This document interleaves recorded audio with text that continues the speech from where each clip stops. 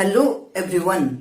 आज मैं आप लोगों को अपना नाम का जादू दिखाने वाला हूँ, लेकिन मेरे नाम के जादू देखने से पहले आप लोगों को फोटोसिंथेसिस, लाइट रिएक्शन और डार्क रिएक्शन समझना होगा, क्योंकि मेरा नाम का जादू फोटोसिंथेसिस, डार्क रिएक्शन और लाइट रिएक्शन में ही छुपा हुआ है।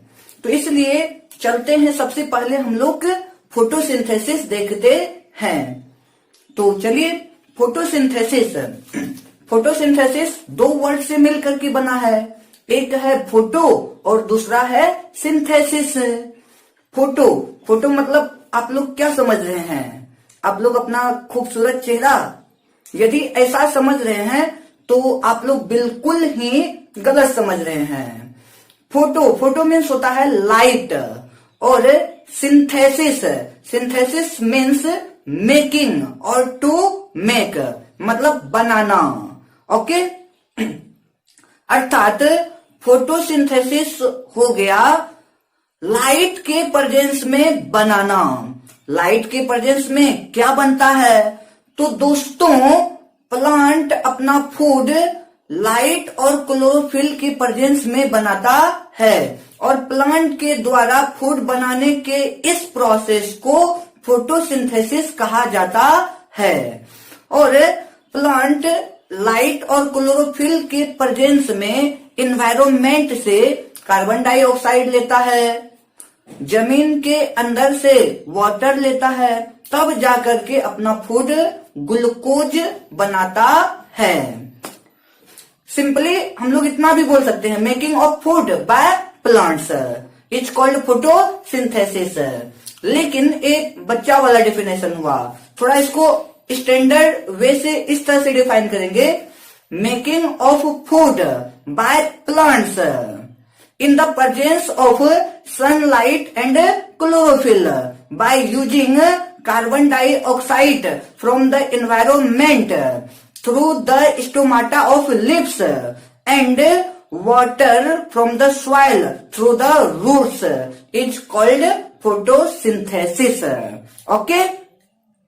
चलिए यहाँ पे देखिए, फोटोसिंथेसिस में क्या हो रहा है? प्लांट एनवायरनमेंट से कार्बन डाइऑक्साइड और जमीन के अंदर से वाटर ले रहा है, तब जाकर के कार्बन डाइऑक्साइड और वाटर रिएक्ट करके ग्लूकोज और बाय प्रोडक्ट के रूप में ऑक्सीजन बना रहा है। यहाँ पे हम लोग देख पा रहे हैं कि रिएक्शन वाटर और कार्बन डाइऑक्साइड के बीच में हो रहा है, लेकिन फोटोसिंथेसिस में सनलाइट और क्लोरोफिल का क्या फंक्शन है? सनलाइट और क्लोरोफिल फोटोसिंथेसिस में क्यों जरूरी है? तो देखिए, क्लोरोफिल की वजह से ही प्लांट के लीव्स का कलर ग्रीन होता है। ये चीज आप सभी लोगों को पता होगा। और दूसरी चीज यहाँ पे ये है कि chlorophyll has capacity to capture the sunlight.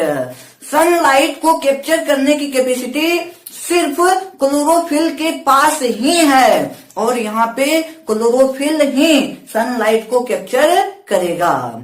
Okay, sunlight को क्लोरोफिल एब्जॉर्ब कर लिया। अब आप लोगों का मन में सवाल आ रहा होगा कि सनलाइट का क्या फंक्शन है? तो देखिए, सनलाइट वाटर को हाइड्रोजन और ऑक्सीजन में तोड़ने का काम करता है। सनलाइट का क्या काम है?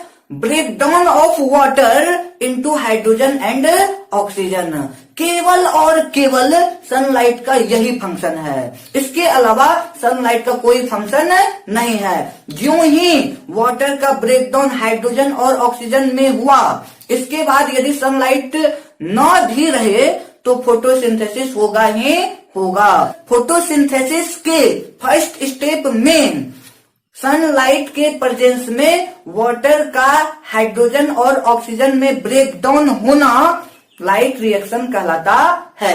What is light reaction? Break down of water into hydrogen and oxygen in the presence of light is called light reaction. Okay, तो देखिए लाइट रिएक्शन आप लोग समझ गए, और वाटर के टूटने से हाइड्रोजन और ऑक्सीजन बना। प्यारे दोस्तों, एक चीज देखिए, यदि कहीं पे आपका वर्क नहीं है तो वहां आपका कोई वैल्यू नहीं होगा। उसी तरह अभी इस वक्त की बात कर रहे हैं, अभी फोटोसिंथेसिस के प्रोसेस में प्लांट को ऑक्सीजन का कोई आवश्यकता नहीं है, तो प्लांट भी बेचारा ऑक्सीजन को धक्का मार के बॉडी से बाहर निकाल देगा। तो oxygen remove out from the body of plant, plant के बॉडी से बेचारा ऑक्सीजन चला जाएगा। तो ऑक्सीजन जा रहा है, इसलिए ऑक्सीजन को हम लोग क्या करेंगे, बाय बाय कर देंगे, और ऑक्सीजन को प्यार से हम लोग क्या कहेंगे, बाय प्रोडक्ट। ऑक्सीजन का क्या नाम है, बाय प्रोडक्ट। हम लोग ही नहीं, दुनिया के सभी लोग ऑक्सीजन को फोटोसिंथेसिस का बाय प्रोडक्ट ही कहते हैं। ओके, तो ऑक्सीजन बाय प्रोडक्ट के रूप में फोटोसिंथेसिस के प्रोसेस से बाहर निकल जाता है, और फोटोसिंथेसिस का मेन प्रोडक्ट होता है ग्लूकोज, C6H12O6। तो फोटोसिंथेसिस का मेन एम है ग्लूकोज को बनाना।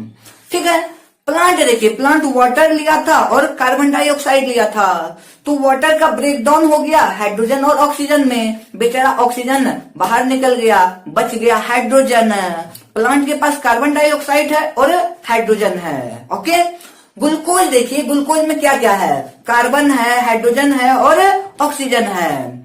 तो सोचिए कार्बन डाइऑक्साइड के को भी यदि कोई हाइड्रोजन दे देता है तो क्या कार्बन डाइऑक्साइड को ग्लूकोज में कन्वर्ट होने से दुनिया का कोई ताकत रोक पाएगा क्या? बिल्कुल नहीं। और बगल में हाइड्रोजन बेचारा अकेले है, तो कार्बन डाइऑक्साइड हाइड्रोजन को अपने में मिला लेगा। ओके, और जो ही कार्बन डाइऑक्साइड हाइड्रोजन से मिलेगा तो वो ग्लूकोज में कन्वर्ट हो जाएगा, अर्थात carbon dioxide reduce into glucose, carbon dioxide glucose में रिड्यूस हो जाता है। ओके, एक चीज देखिए, हाइड्रोजन का adding of hydrogen is called reduction.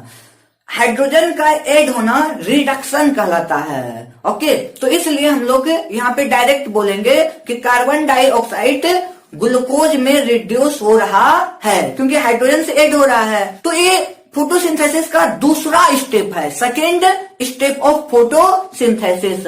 Okay, और कार्बन डाइऑक्साइड का ग्लूकोज में रिड्यूस होने के प्रोसेस को ही डार्क रिएक्शन कहा जाता है। तो what is dark reaction? Conversion of carbon dioxide into glucose is called dark reaction. Okay, आप लोग सोच रहे होंगे कि डार्क रिएक्शन का नाम आखिर डार्क रिएक्शन क्यों पड़ा? क्या ये रात के अंधेरों में होता है? बिल्कुल नहीं, ये रात के अंधेरों में भी हो सकता है और दिन के उजालों में भी हो सकता है। तो फिर इसका नाम डार्क रिएक्शन क्यों पड़ा?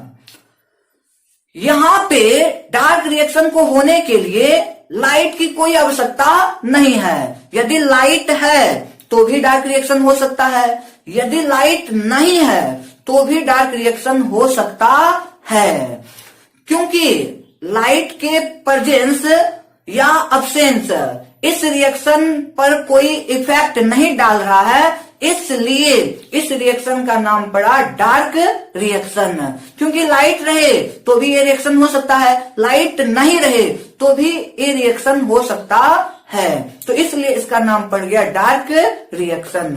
ओके, तो I think all of you understood about light reaction and dark reaction.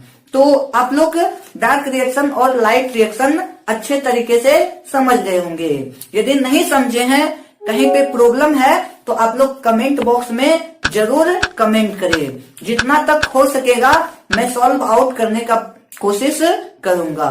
Okay, और यदि वीडियो अच्छा लग रहा हो तो लाइक और शेयर करना ना भूले, और अभी तक यदि मेरे चैनल को सब्सक्राइब नहीं किए हैं तो चैनल को बिना किसी कंजूसी का सब्सक्राइब जरूर कर दे। ओके, आप लोग सोच रहे होंगे कि मेरा नाम का जादू तो आप लोग देखे ही नहीं, बस अब थोड़ा देर है, हम लोग जरूर देखेंगे। ठीक है, तो आप लोग डार्क रिएक्शन और लाइट रिएक्शन समझ गए। अब देखिए, आप सभी को पता है कि फोटोसिंथेसिस प्लांट के लीव्स में होता है। लीव्स एक ऑर्गेन है। Leaf is a organ where the process of photosynthesis take place. Leaves में फोटोसिंथेसिस का प्रोसेस होता है, लेकिन लीफ जब एक ऑर्गेन है तो इसमें बहुत सारे टिश्यू होंगे, सेल्स होंगे, और सेल के अंदर सेल ऑर्गेनल्स होगा। तो लीफ के अंदर बहुत सारे फोटोसिंथेटिक टिश्यू होते हैं, और फोटोसिंथेटिक टिश्यू के अंदर फोटोसिंथेटिक सेल्स होता है, और फोटोसिंथेटिक सेल्स या इसको मेजोफिल सेल्स भी कहा जाता है। ठीक है, मेजोफिल सेल्स के अंदर एक सेल ऑर्गेनल होता है जिसको कहा जाता है क्लोरोप्लास्ट। इसी क्लोरोप्लास्ट के अंदर फोटोसिंथेसिस का प्रोसेस होता है। अब देखिए, क्लोरोप्लास्ट का भी दो पार्ट है। क्लोरोप्लास्ट का भी कितना पार्ट है? दो पार्ट है। एक स्ट्रक्चर होता है, आप लोग क्वाइंस देखे होंगे, सिक्का देखे हैं ना? हाँ, जरूर देखे होंगे। तो जो क्वाइंस है, एक क्वाइंस के ऊपर दूसरा क्वाइन रखिए, फिर दूसरा क्वाइंस के ऊपर तीसरा क्वाइंस, मतलब क्वाइंस ओवर दी क्वाइंस। एक क्वाइंस के ऊपर दूसरा, दूसरा के ऊपर तीसरा, एक सिक्का के ऊपर दूसरा सिक्का, दूसरा सिक्का के ऊपर तीसरा सिक्का, इसी तरह इसको बोला जाता है स्टेक्स ऑफ क्वाइंस। और stakes of coins like structure present in chloroplast. Chloroplast में स्टेक्स ऑफ क्वाइंस के जैसा स्ट्रक्चर प्रेजेंट होता है। प्यारे दोस्तों, इस स्ट्रक्चर को कहा जाता है ग्रेनम। क्या कहा जाता है? Granum. Okay, stakes of coins like structure is called granum. Okay, और एक क्वाइंस को थैलेक्वाइट कहा जाता है। तो सिंपली बोल सकते हैं unit of granum is called thylakoid. बहुत सारे थैलेक्वाइट्स मिल करके ग्रेनम बनाया, और ग्रेनम भी देखिए क्लोरोप्लास्ट में बहुत सारे ग्रेनम बिखरे हुए हैं। तो बहुत सारे ग्रेनम का प्लूरल होता है ग्राना। ग्रेनम का प्लूरल क्या होता है? ग्राना। ओके, और सारे ग्रेनम्स आपस में एक स्ट्रक्चर के द्वारा जुड़ा होता है जिसको कहा जाता है लेमेला। तो लेमेला के द्वारा सारे ग्रेनम्स आपस में जुड़े होते हैं। ठीक है,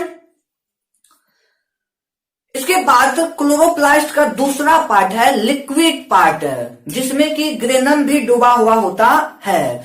तो क्लोरोप्लास्ट के लिक्विड मैट्रिक्स को स्ट्रोमा कहा जाता है। क्या कहा जाता है? स्ट्रोमा। ओके, तो एक ग्रेनम हो गया और दूसरा हो गया स्ट्रोमा। प्यारे दोस्तों, क्लोरोप्लास्ट का जो ग्रेनम है, इसी ग्रेनम में ही क्लोरोफिल प्रेजेंट होता है, और जब क्लोरोफिल ग्रेनम में प्रेजेंट है तो लाइट रिएक्शन कहाँ पे होगा? अरे, लाइट रिएक्शन भी ग्रेनम में ही होगा। ओके, क्योंकि ग्रेनम के पास क्लोरोफिल है, तो इसलिए लाइट रिएक्शन क्लोरोप्लास्ट के ग्रेनम में होगा, और डार्क रिएक्शन स्ट्रोमा में होता है। डार्क रिएक्शन कहाँ पे होता है? स्ट्रोमा में। ओके, एक्चुअली अभी आप लोगों को ये चीज याद हो गया होगा कि लाइट रिएक्शन ग्रेनम में होता है और डार्क रिएक्शन स्ट्रोमा में होता है, लेकिन कुछ दिन इसको छोड़ दीजिएगा तो इसमें बहुत दिनों के बाद देखने पर अचानक कंफ्यूजन हो जाएगा कि लाइट रिएक्शन ग्रेनम में होता है या स्ट्रोमा में, और डार्क रिएक्शन ग्रेनम में होता है या स्ट्रोमा में। ये कंफ्यूजन हो सकता है। तो दोस्तों, ज्यों ही आपको ऐसा कंफ्यूजन हो तो बस हमको याद कर लीजिएगा। कैसे याद कीजिएगा? तो देखिए, आप लोग याद कीजिएगा कि लाइट रिएक्शन और डार्क रिएक्शन कौन पढ़ाए हैं। लाइट रिएक्शन और डार्क रिएक्शन दीपक सर पढ़ाए हैं। कौन पढ़ाए हैं? दीपक सर। बस आप लोगों का कंफ्यूजन दूर हो गया। कैसे? तो देखिए, दीपक मतलब डार्क रिएक्शन और सर मतलब हो गया आपका स्ट्रोमा। ओके, तो डार्क रिएक्शन स्ट्रोमा मतलब dark reaction takes place in stroma. Okay, सिर्फ हमको याद कीजिए, Deepak sir dark reaction stroma, dark reaction stroma में होता है। मुझे याद करने से आप लोगों का डार्क रिएक्शन और लाइट रिएक्शन का प्रॉब्लम इस तरह से दूर हो जाएगा। ओके, जब डार्क रिएक्शन स्ट्रोमा में होता है तो स्वतः लाइट रिएक्शन कहाँ पे होगा? लाइट रिएक्शन ग्रेनम में होगा। ठीक है, तो आप लोग मेरे नाम का जादू देख लिए। ओके, यदि वीडियो अच्छा लगा हो तो वीडियो को लाइक और शेयर जरूर करें। ओके, और यदि अभी तक सब्सक्राइब नहीं किए हैं तो सब्सक्राइब भी जरूर कर दे। Thank you so much.